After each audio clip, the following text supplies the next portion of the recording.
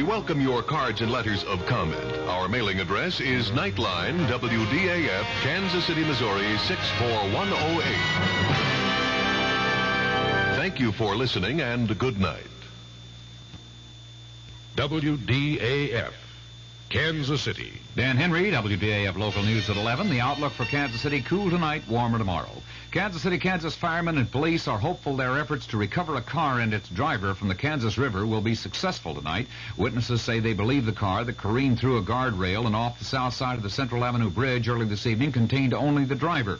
Firemen believe they have hooked the car several times with their grappling hooks, but at last report were having difficulty in maintaining sufficient hold to raise it from the river's depths. Jackson County Executive George Lear says he is hopeful his new middle ground proposals offered to union teachers and the Kansas City School Board this evening will be accepted by both sides in time for the school opening ordered by Superintendent Robert Metcalf this Thursday. We had long discussions over the weekend and last night, and I think the teachers have been very reasonable in this regard. There were some things in there that they wanted that are not included in this proposal. There's some things in this proposal that the school district felt were too much at times, but... News of the hour on the hour from American Information Radio. This is Merrill Muller in Los Angeles, and at this hour, publishing heiress Patricia Hearst is wanted by the FBI for questioning about the robbery of a Hibernia bank branch in San Francisco. An affidavit filed by the U.S. Attorney charged 3 other women members of the Symbionese Liberation Army with the actual robbery. But an FBI statement said Patricia Hearst may have been acting under a gun aimed by another person. The robbery netted just over $10,600, and in fleeing to 2 getaway cars, the robbers or their accomplices shot and wounded 2 elderly men. Correspondent Dick Shoemaker has more details from San Francisco. An FBI agent has said that a picture taken by a hidden bank camera shows what appears to be Patricia Hearst actually participating in the robbery. Apparently, Miss Hearst was holding a semi-automatic weapon. However, the FBI here in San Francisco is still not willing to say whether Patricia was acting of her own free will. The U.S. Attorney here in San Francisco, James Browning, said tonight if Miss Hearst was involved voluntarily, he will have no hesitation in issuing a warrant for her arrest. Dick Shoemaker, ABC News in San Francisco. Steel job deal challenged. That story coming up. All right, today we're going to make applesauce. Okay, keep your head back, Deidre. Those who said that Deidre, you pin them this way with the pins going out, okay? Let's play some C's together and hear how they sound.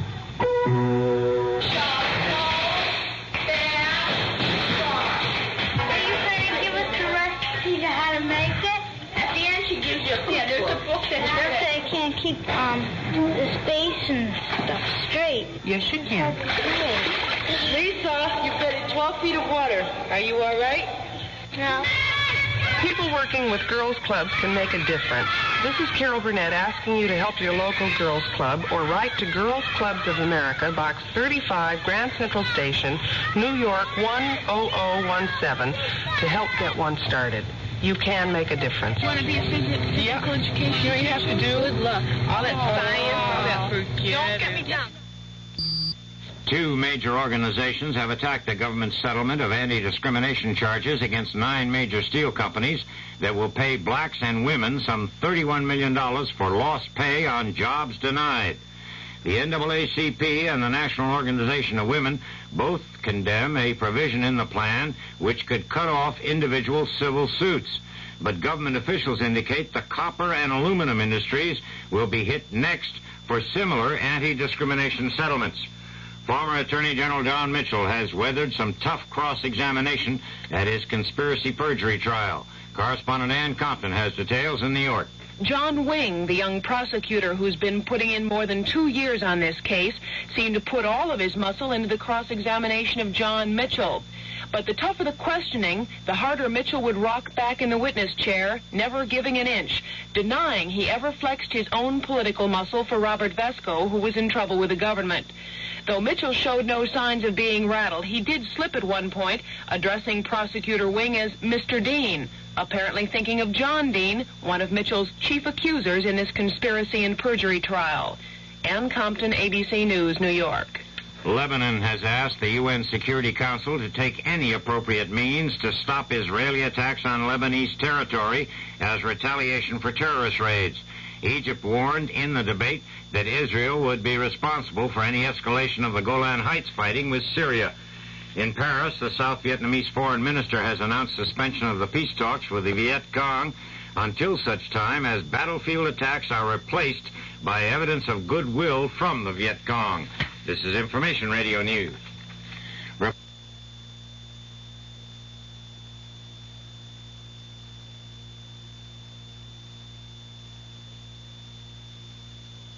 From the Kurt Murs Sports Desk, rain has washed out the opening round matches in the River Oaks tennis tournament in Houston, so all of those, plus tomorrow's, have been gathered into one bunch. All 16 of the opening round matches have been scheduled for tomorrow.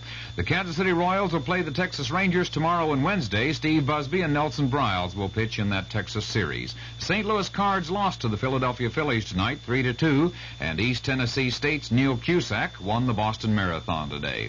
The Kansas City outlook partly cloudy and cool tonight with a slight chance for showers and a low in the upper 30s. It'll be sunny and warmer tomorrow with a high in the 60s. Dan Henry, WDAF News.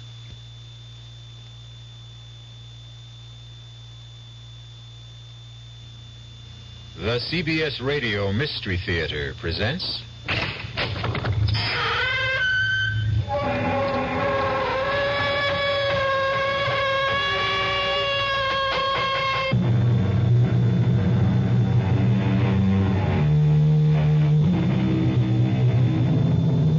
Come in. Welcome. I'm E.G. Marshall. Welcome to the sounds of suspense. Justice, the noblest creation and the highest ideal of man. The foundation of all religion and the cornerstone of every law. Justice, the birthright of every human being on the face of the earth. Justice, we're brought up to believe in it, to expect it. But what about those people who suddenly discover that for them, there isn't any justice? You just don't go around killing people, Eddie. But there are people who have to be killed. The war's over. It's been over for a long time. No, it isn't. Not for me. Eddie, you're home now. Don't you understand? What could we tell the police? The truth. We have no evidence. That's why we have to hunt them down and kill them ourselves, so that justice can be done. We can only have justice through the law. Okay. Tell me. Will the law give us justice? I just told you we have no evidence. Okay. No justice from the law. So where and to whom do we go for justice? Tell me that. Does that mean there isn't gonna be any justice?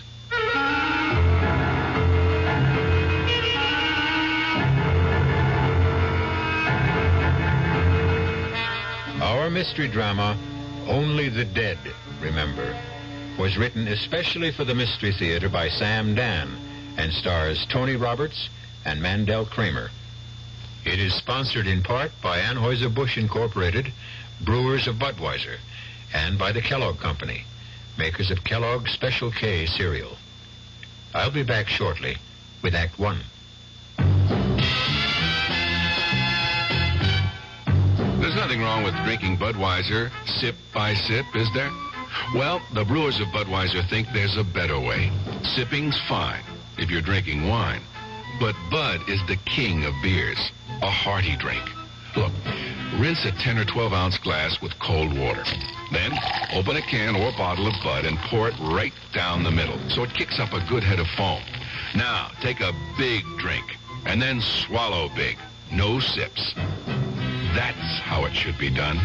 More taste, more beer drinking enjoyment. Thanks to exclusive Beechwood aging, Budweiser has a smoothness that lets it go down especially easy. Sure, it's an expensive way to brew beer, but brewing beer right does make a difference.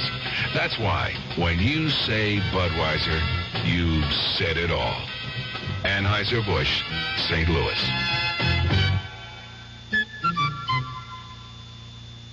I I've found the work to be really challenging, and I enjoy it a lot. If I didn't enjoy it, I wouldn't be in it. People. My orientation all my life has been, to help. I wouldn't have been in Red Cross if I didn't care, about people. People who care about other people. It's an opportunity for me to help other people and to see my efforts and my skill pay off. It's just a very rewarding feeling to think that some little thing you've done is going to help somebody else. It's the joy you feel when you've helped someone. People who help other people. It's like anybody involved with Red Cross programs. They want to volunteer and they want to help. They are just that type of person who will go out of their way to do anything for anybody at any time, and it carries over to the work they do for the Red Cross. It's like they're there when you need them. The people who are the good neighbor. The American Red Cross. I think that anything you know in this world, if you don't use it when it's needed, what good is it?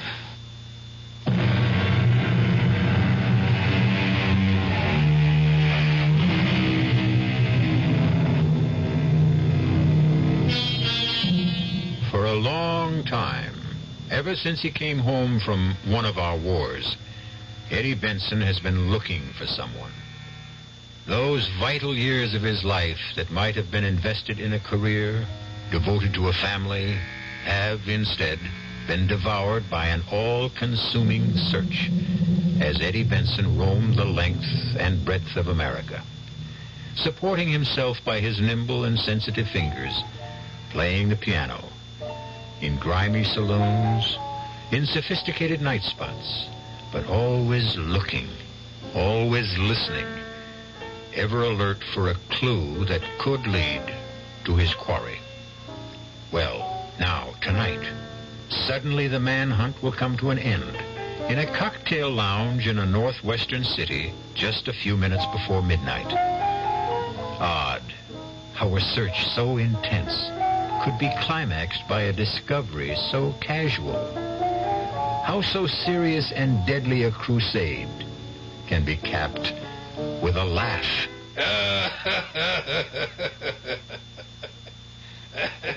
That laugh. Eddie Benson hasn't heard that laugh in years. That laugh. He would recognize it anywhere. It could only belong to one person. And now Eddie's fingers slide softly and swiftly over the keyboard and find a melody. A pretty little melody that has a special meaning for certain people. Especially for that comfortable-looking man at the corner table. The man with that laugh.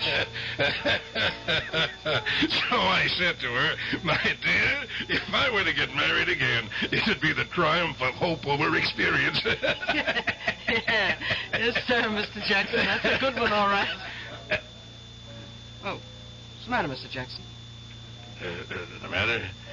You okay? You got a funny look on your face all of a sudden. Hey, Millie. You didn't get sick or something. Who's that? Who's that playing the piano tonight? Oh, some guy filling in for Woody. You know him? No. For a minute, though, I thought he may look familiar. That's just my imagination. Millie? What is it, Mr. Jackson? Ask him if he'll, You got a request, Mr. Jackson? Yeah, I have. Ask him to quit playing that song. You don't like it? It's kind of a catchy tune. Just give him this. Tell him to play something else.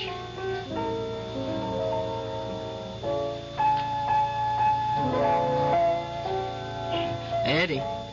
You got a request. Request in reverse.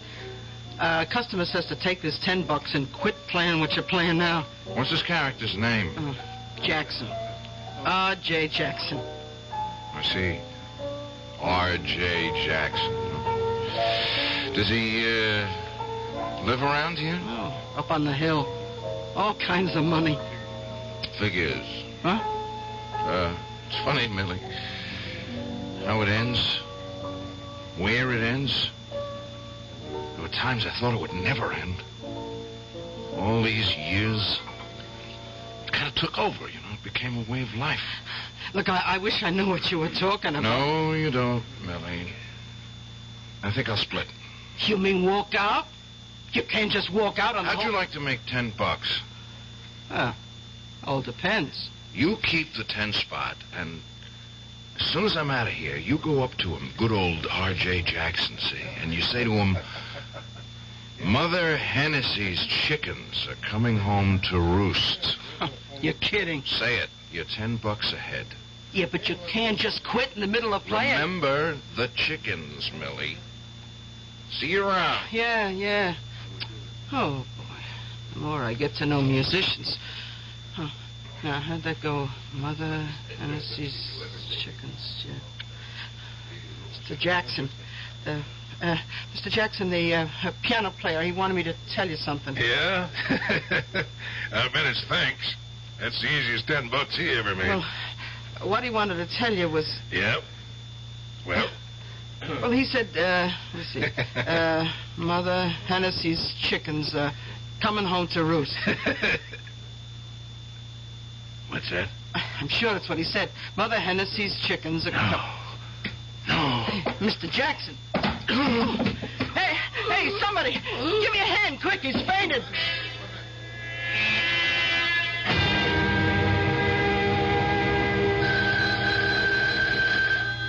Oh. What? Oh, go away. All right, I'm up. Yeah. Hello? Tom Wilson? Yeah, that's Tom Wilson. You know what time it is? It happens... I got a message for you, Tom. Mother Hennessy's chickens are coming home to roost. What? What did you say? Who is this? Hello? Hello?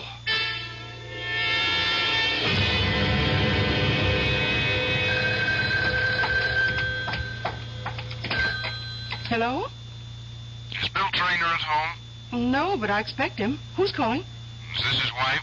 Yes, I'm Liz Traynor. Will you take a message? Well, of course. Tell him Mother Hennessy's chickens are coming home to roost. Yes? That's all. You're joking. Hello? Oh, well. Hi, darling. Oh, Bill. You just missed a phone call? Oh, never mind that. What'd the doctor say? Oh, things are just fine. He'll be born on schedule. You mean you won't take it, girl? Darling, I'll take whatever we can get. I can't believe it, honey. After all this time, everything is going our way. Tom worked out the contract. Oh, Bill. Oh, I'm so happy. We're going to be rich, honey. We're going to own a business, and we're going to be parents. What were you saying about a phone call? Oh, well, a man just called.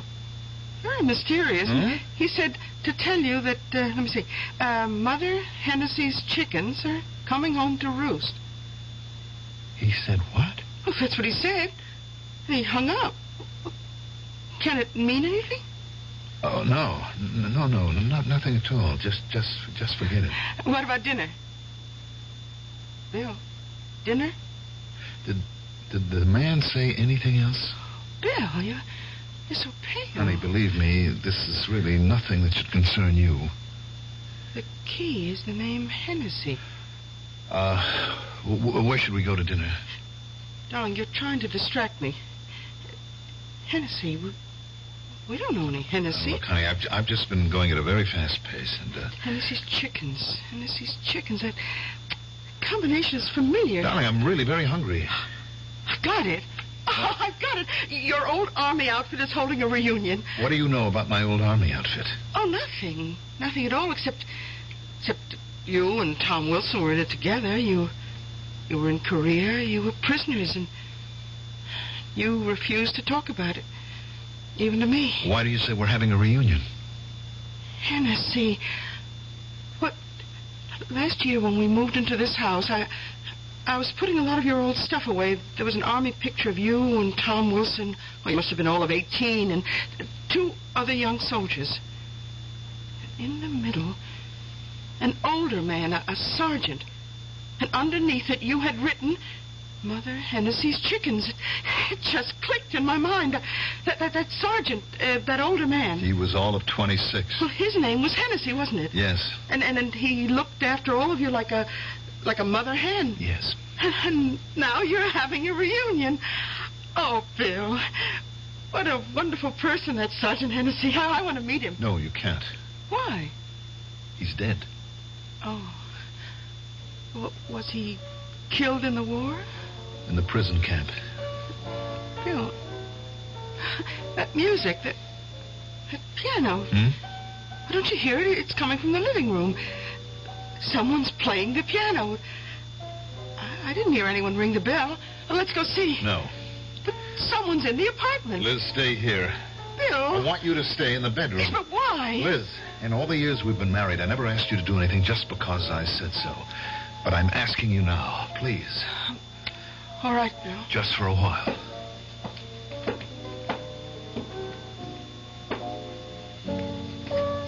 Hello, Eddie. Front door was open. I just walked in. Well, you're welcome, Eddie. Been a long time. A lifetime. Nice layout. Yeah. I've done well. I'm sure you deserve it. I went to school on the GI Bill, became an engineer. I always said you had the stuff, Billy. I'm going to own a good-sized electronics company. That's nice. Our old buddy Tom Wilson, remember him? Who could ever forget Tom? Well, he's drawing up the contract. He became a lawyer. What about yourself, Eddie? Me? Yeah, a fellow with your talent, the way you could write songs like this one for Hennessy. We all figured we'd hear you doing Broadway musicals, coming up with top hits. Well, I've been too busy. Doing what? Looking for somebody. Looking for an old friend of ours. Bill, I had a phone call. The craziest phone call. Hello, Tommy. Eddie. Hey, Eddie Benson. It could only have been you. Where you been hiding? Tom? Billy? I got the greatest news in the world. I found him. I finally found him. You finally found who? The needle in the haystack. One grain of sand on the beach. It was such a long time. It was such a long search. Eddie, who did you find? Who do you think? Myers. Myers? R.J. Myers? He doesn't call himself Myers anymore, but it's still R.J. Robert Joseph. Or, as Hennessy said, our own little Bobby Joe. Well, that's incredible. Except he's not so little anymore. He's a very portly gentleman these days. You say you found him? I found him. What did you say to him, Eddie? Nothing. Well, how could you just say nothing? Tom, you, Billy, and I, we've got nothing to say to Bobby Joe. I just made sure of where we could find him, and I came here to pick up you two guys. Eddie. I have a .45. What do you guys want to use? Eddie, what are you saying? I'm saying if we leave now, we can fly to where he is in less than 3 hours and kill him before midnight.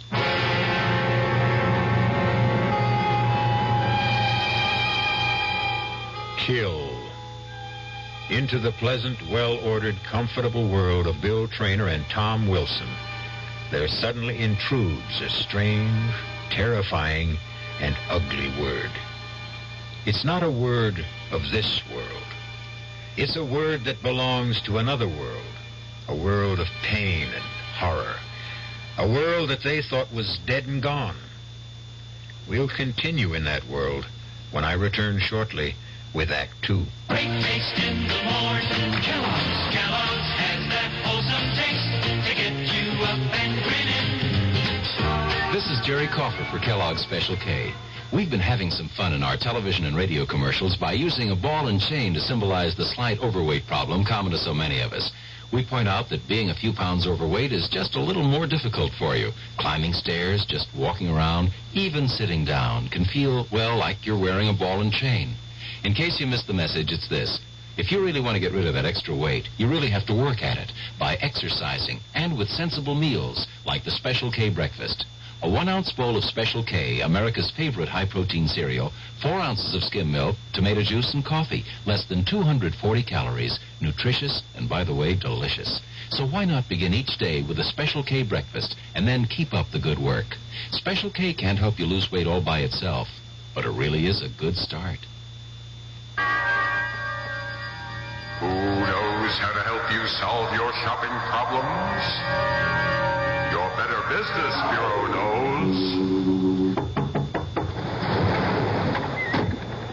Sheriff, they're gone. Lock, stock, and barrel. Those low-down polecats told me this new roof was guaranteed. She's leaking like a sieve. I'll help you with some good advice from the Better Business Bureau. Beware of the salesman who offers such a guarantee. Roof waterproofing requires skill and judgment. It may take several treatments to completely waterproof your roof. Remember, no known process is 100% guaranteed. Thanks, partner. Now we're riding out. Looking for them ornery polecats, Sheriff? No, looking for some buckets before we drown in here. Just another consumer tip from your Better Business Bureau.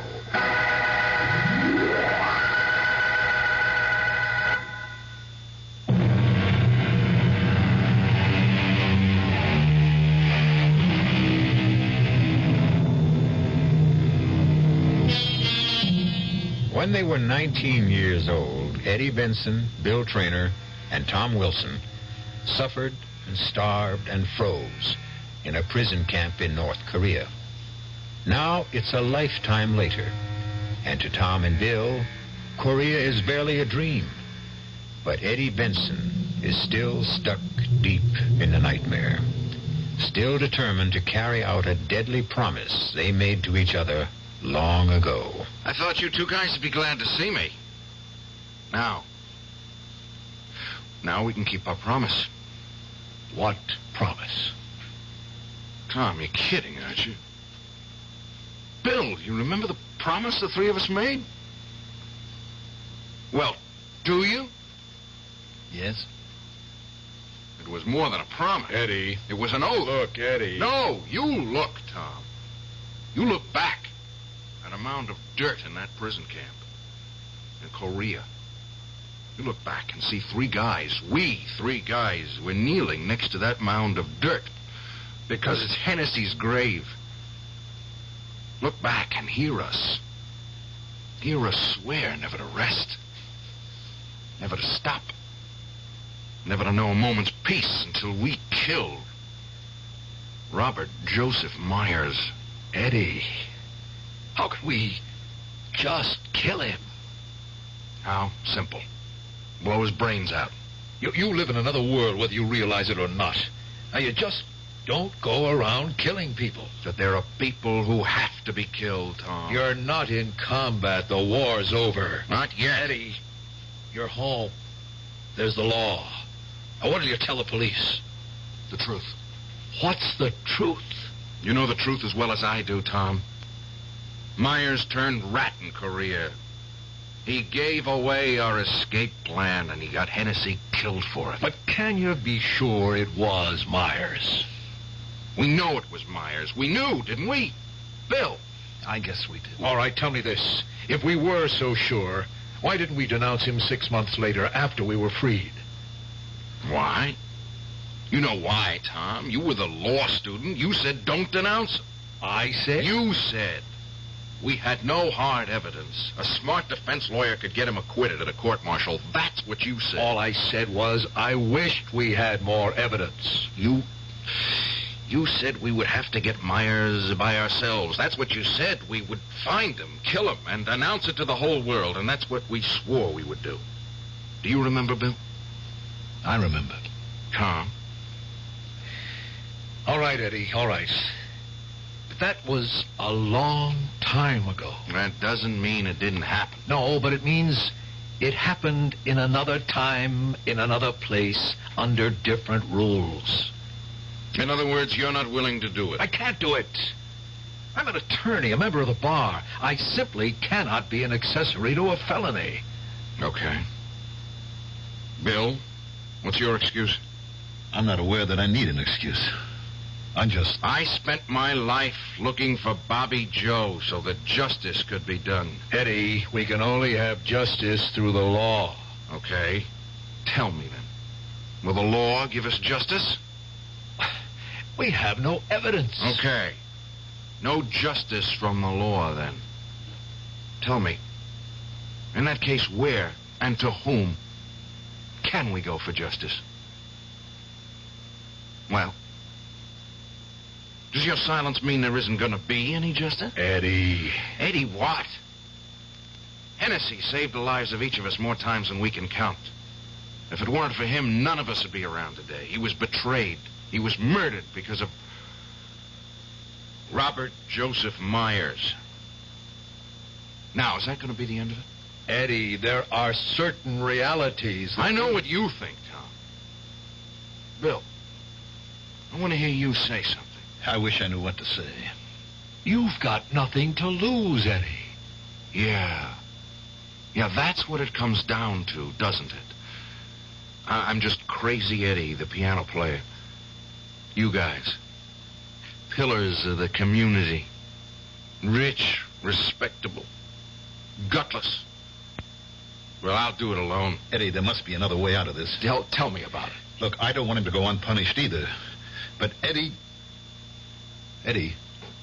what's wrong? Eddie? I don't know. Hey, Eddie, get me a drink of water. Tom, hold on, or he's going to pass out.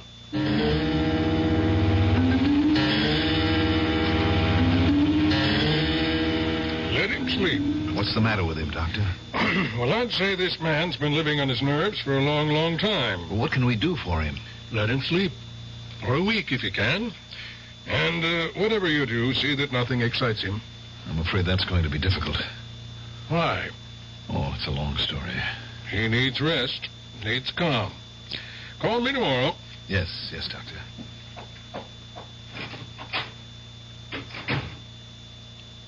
Bill. Try to get some sleep, Eddie. I feel so tired. I'll just rest a while, okay? Sure. I never felt so tired, except when we were in Korea. Remember? Yeah.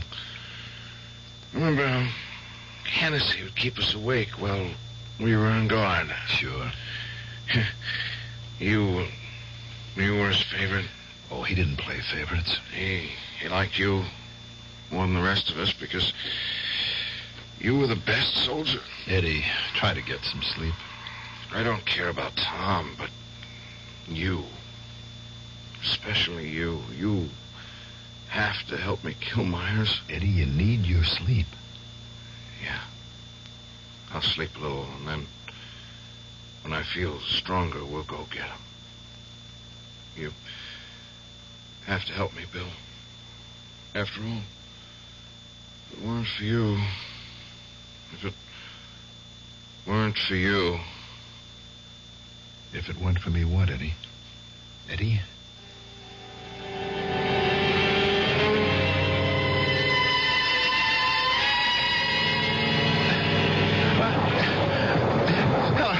Help me, Sergeant.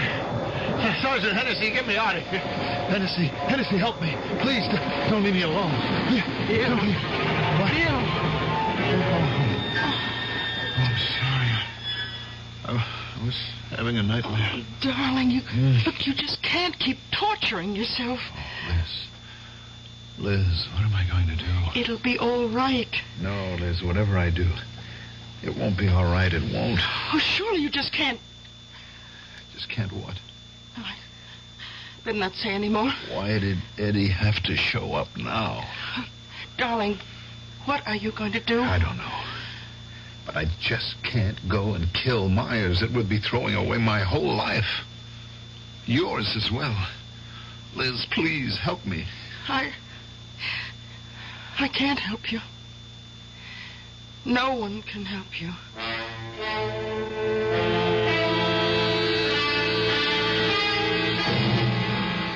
It's all set. We have the closing tomorrow. You'll own a factory, Bill, my friend. Yeah. Is Eddie better? Yeah, he's sitting up now. He's getting an appetite. In a couple of days, the doctor says he can be out of bed. You know what we have to do, don't you? We have to get word to Myers somehow.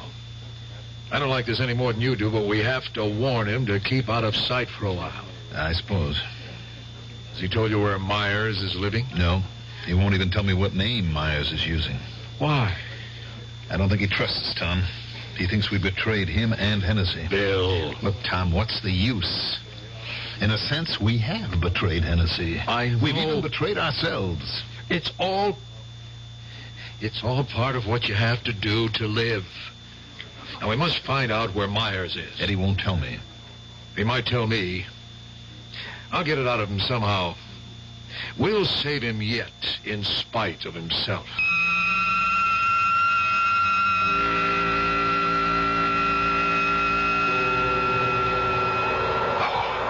Oh, I'm freezing.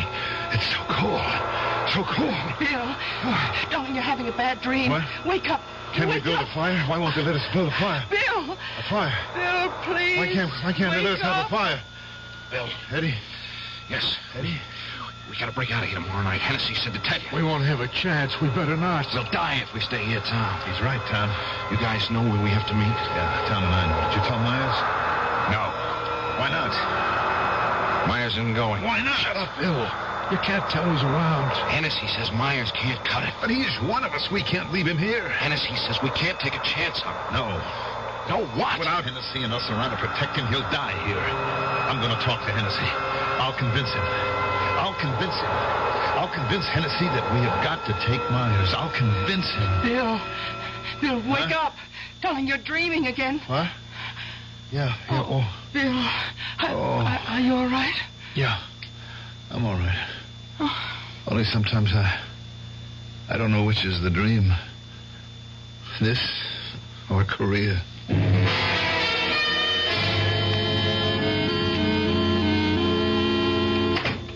Hi, darling. Oh, hello, Bill. Tom's here. Oh? Yeah, he's inside talking to Eddie.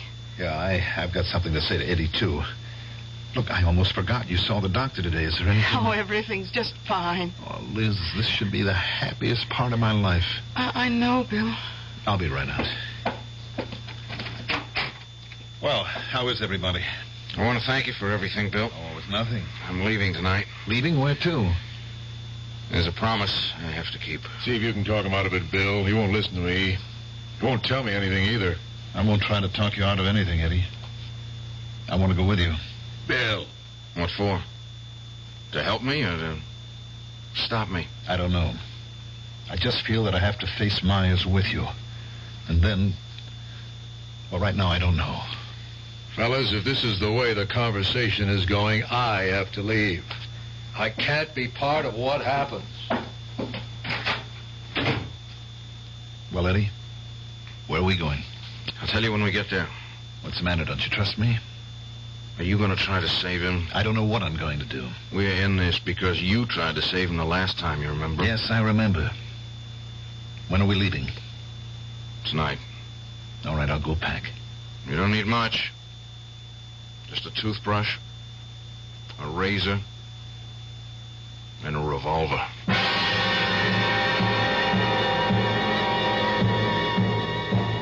The decisions have been made. Or have they? Tom stays, Bill goes.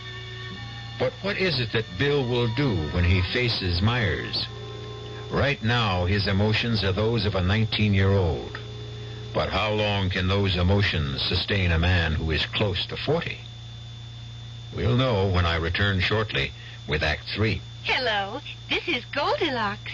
It seems like only yesterday that I was a little girl tasting porridge. You know, this one's too hot. This one's too cold. And now I conduct taste tests on diet drinks. And there's one I must tell you about. Sugar-free Diet 7-Up. It has a fresh, natural, delicious taste. It drives my taste-o-meter crazy. Sugar-free Diet 7-Up. This one's just right. Hi, I'm Nanette Fabre. 11 million Americans have an untreated hearing problem, including 3 million school-age kids. I was one of those kids, but I got help. Most hard of hearing people can be helped either medically or through amplification. There is a Better Business Bureau booklet that may help you, and it's free. Write Better Hearing Institute, Box 1840. That's 1840, Washington, D.C. You want to hear what you're missing.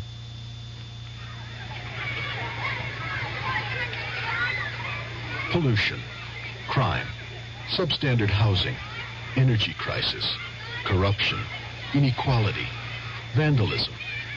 If you don't like these conditions, you can do something about it. Law Day, May 1st, reminds us that the great thing about our system is that people can have a voice in improving it if they understand it and if they use that voice in the many ways possible. Through involvement like helping to register voters, campaigning for candidates, voting. People of all ages can work to bring about change lawfully.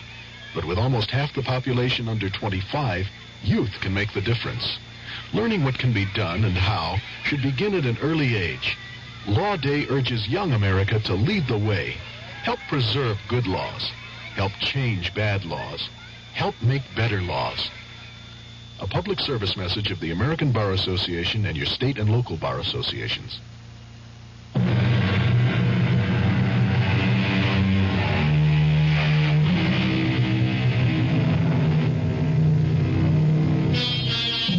Many of us spend our lives searching for the truth.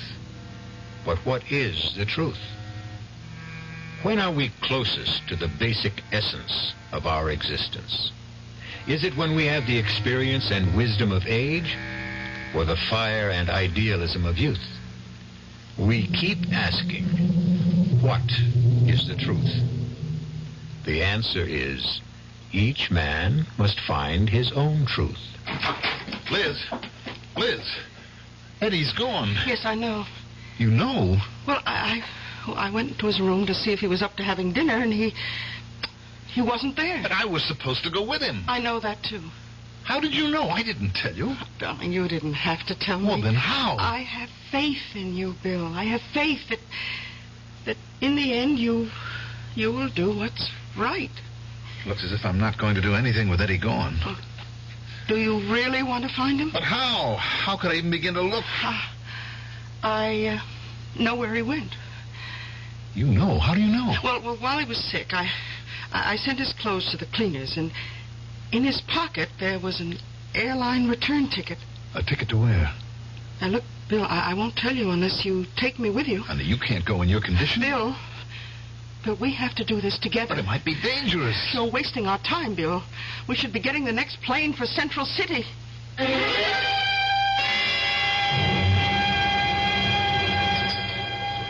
Oh, boy, I didn't realize how hungry I was.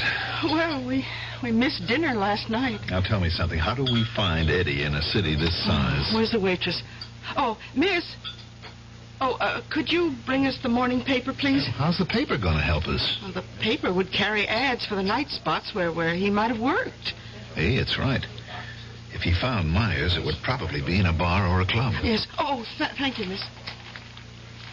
All right, darling, you go through the ads. I'll just sit and finish this coffee. Then I'll start looking for Eddie. Well, I intend to go with you. Oh, no. No, you don't. It's miserable out. It's snowy. Now, you stay in the hotel. I can find him. Bill. Oh, Bill, we won't find Eddie. What do you mean? Look at what it says. Here in the paper. Let's see. Yeah. Eddie is dead. What? Musician found shot to death. Police puzzled by mysterious murder. Body discovered in hotel room. No apparent motive. Eddie dead? How can he be? Only yesterday. Well, do the police have anything to go on? No, it says here no leads, no clues. Liz, it had to happen last night. Someone was waiting for him. It has to be Myers. Well, look, we'd better tell the police. But Eddie said that's not the name Myers is using.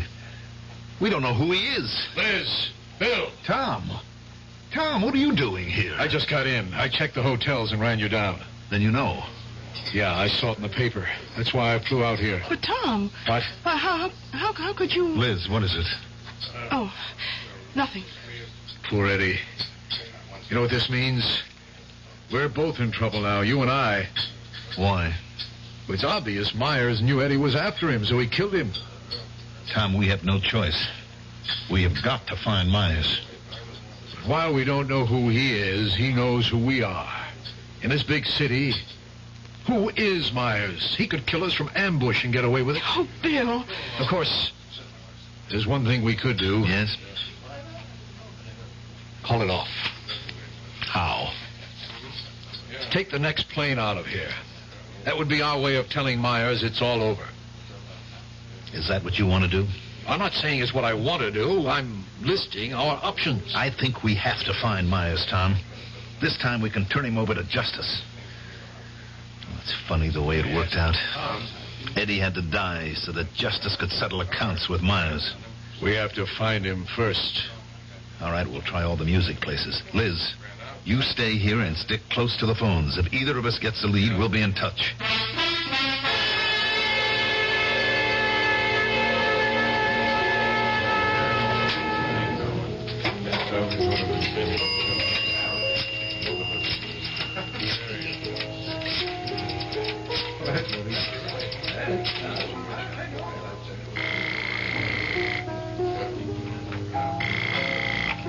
Hello?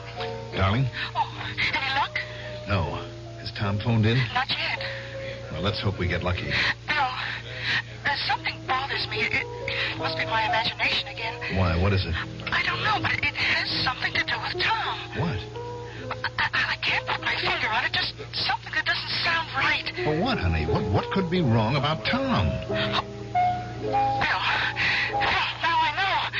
Wait a minute, darling. I'll call you later. Miss? Oh, yes, sir. Care to order? That tune. Would you ask the piano player where he learned it? He learned it from me. I hum it all the time. You know, he says to me, "Hey, Millie, I like that." Now he plays it all the time. I knew the man who wrote it. Eddie Benson. Oh, you knew Eddie? Sure, we were good friends. It's a shame what happened to him. He was, I don't know, somebody once told me a word. Mercurial. Yeah, he was a mercurial character. That he was. A guy like him. Oh, he got a lot of people sore at him. Well, at least he left a pretty tune to remember him by. I just can't get it out of my head. Everybody loves it. Well, almost everybody. I know one character who didn't. That so? Oh, yeah. Yeah, you know, it was Eddie's last night on the job. He was playing the tune. And then this guy, who he comes in here all the time, this guy wanted to give him $10 just to quit playing it. You're kidding. No, it's a fact. Do you know the guy? Oh, sure. He's a regular. Oh, he hasn't been in lately. Yeah, one thing I gotta say about old R.J. Jackson, he's got a tin ear. R.J. Jackson. Tell me more about him.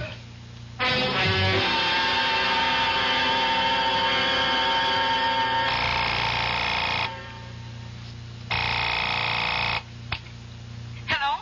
Liz, I found him. How? I'll tell you later. His name is R.J. Jackson. He has a place out in the country up in the mountains. I'm going there now. Oh, Bill. As soon as Tom checks in with you, tell him to take Route 603 to Mountain Lane. Turn right and go up the hill as far as he can. That's the place. But, Bill, there's so much snow. They keep the roads clear up there. Bill, I must tell you. I know what bothers me about Liz, Tom. I want to get started. Look, how did Tom know to come to Central City? We didn't tell him where we were going. He said he read about Eddie in the morning paper. Yes, but Tom was already in Central City early this morning. How did he get Darling, here? you're talking about Tom. Now, I'm sure he... Look, honey, I have got to be on my way.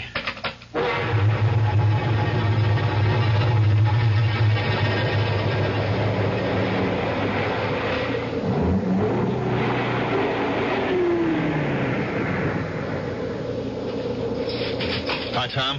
Glad you made it. Yeah. I guess this is as far as the car can take us. It's that house on the top of the hill. Yeah. I think we should have sent the police. How?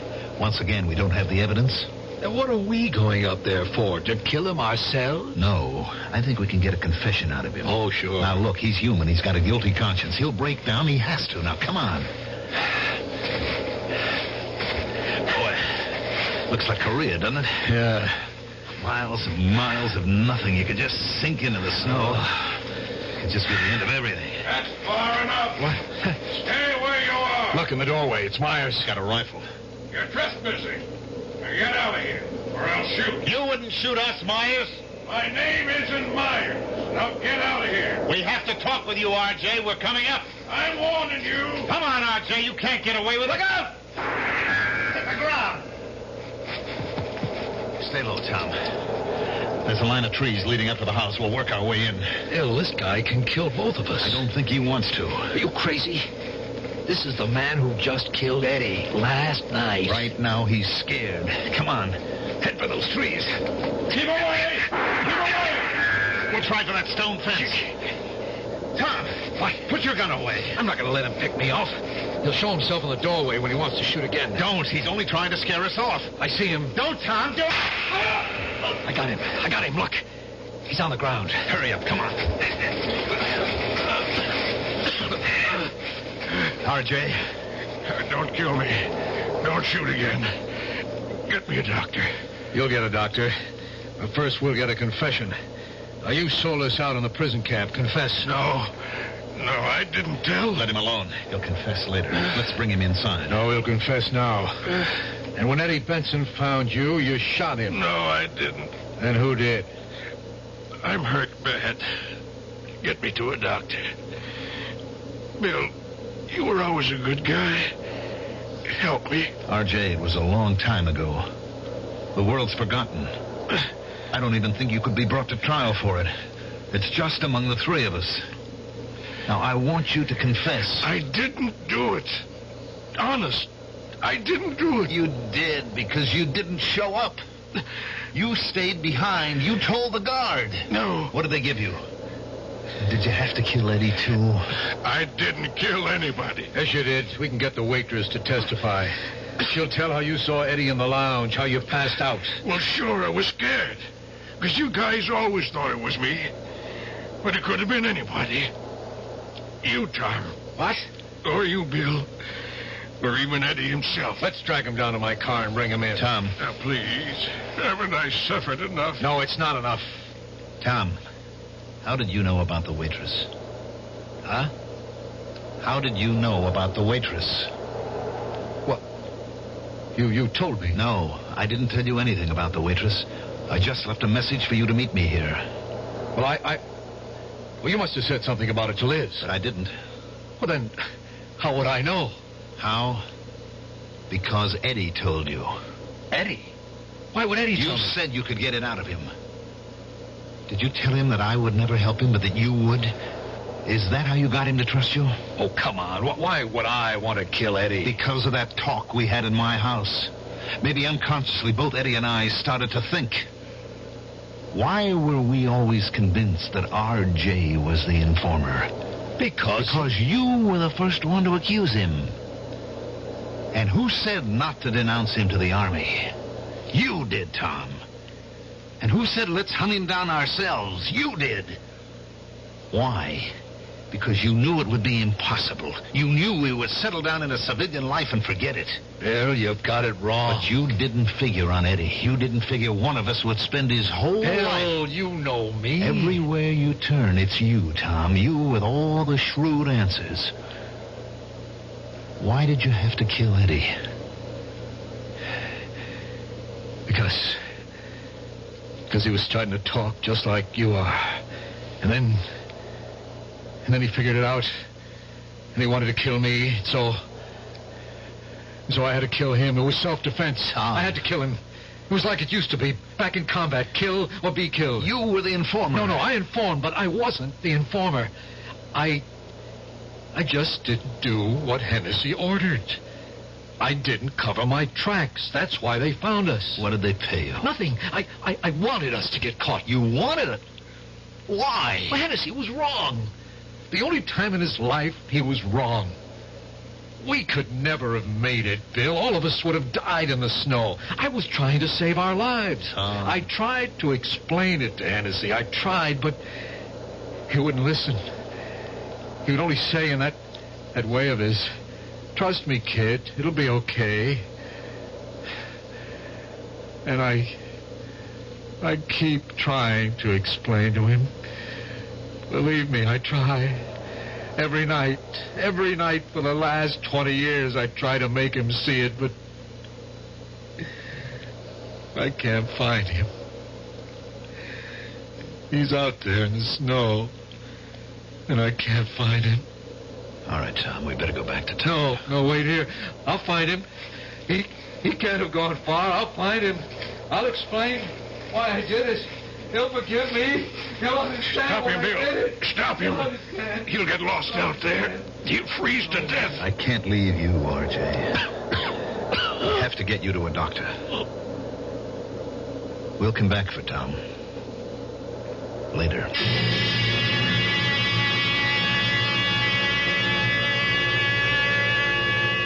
They found Tom Wilson later, much later, about the time of the spring thaw. The snow, the ice, had preserved the final expression on his face. It was one of peace and calm, as if he had actually found Hennessy, and Hennessy had forgiven him. Well, Hennessy would. He was that kind of man.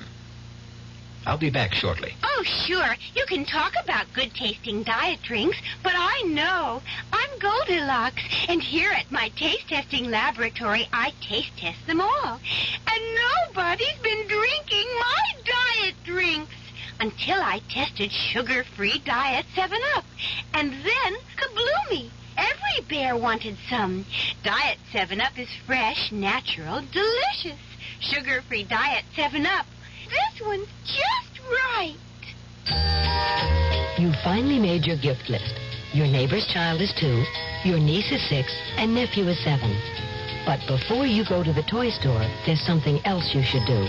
Write Toys, Washington, D.C., 20207 for a free booklet on toy safety. That's Toys, Washington, D.C., 20207. This message is brought to you by the U.S. Consumer Product Safety Commission.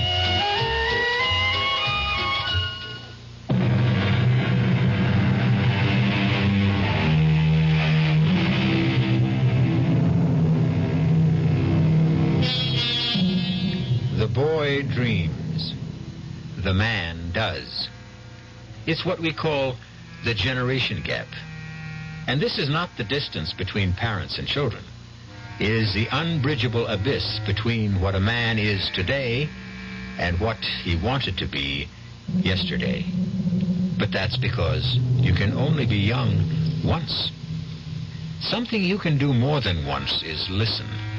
You can listen again and again to our Mystery Theater tales. Our cast included Tony Roberts, Mandel Kramer, George Petrie, Bryna Rayburn, and Lon Clark. The entire production was under the direction of Hyman Brown. And now, a preview of our next tale.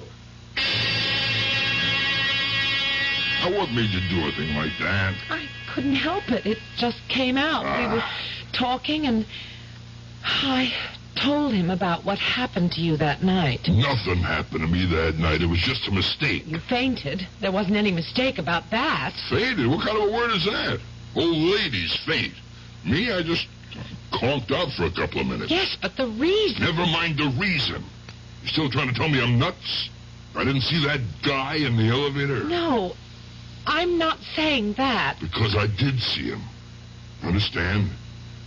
He was some kind of freak, that's all. And maybe somebody who had a bad accident. But a man without a mouth... It's so incredible. I mean, how can anyone live without a mouth? This guy was alive. I seen him. Yes, and he scared you so much. Did you cut that out? Radio Mystery Theater was sponsored in part by new sugar-free Diet 7-Up. This is E.G. Marshall inviting you to return to our Mystery Theater for another adventure in the macabre. Until next time, pleasant dreams.